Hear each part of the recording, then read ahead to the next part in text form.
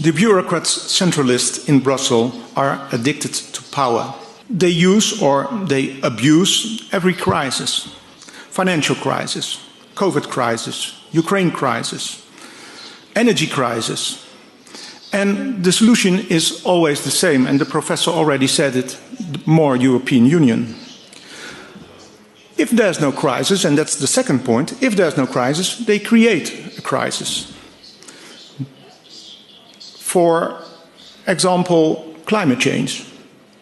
They call it an existential threat. And the solution is the Green Deal. The Green Deal destroyed our energy system. It is destroying our food system. They are trying to control CO2. But if you control CO2,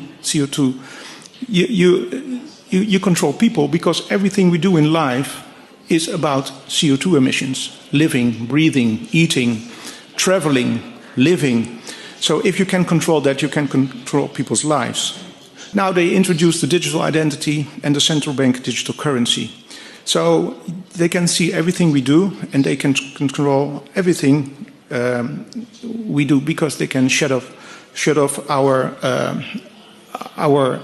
financial system whenever they want. We have seen it already in Canada during the COVID crisis. We can have a complete conference about that too, but those two topics, it's used to create a centralized, controlled economy, and at the same time it's taking away people's freedom. We are heading to a big European superstate. They want to abolish the nation state, because once that happens they have complete control. We are heading to what I call a new kind of communism.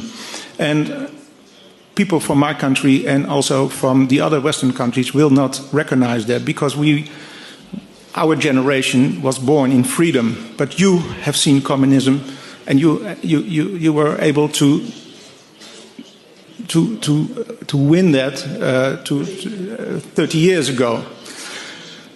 But this is a new kind of communism. It's a communism of technocrats. Let's learn from the history. In the 1930s, Stalin declared the war on farmers. He took their land and millions of people died. They starved to death. In the 1960s, Mao did exactly the same. The Great Leap Forward, also over here, the farmers and the food system were attacked, and also millions of people died. But they gained control over all the people. So I come back to my first question. Is the EU making people's lives better now? I don't think so.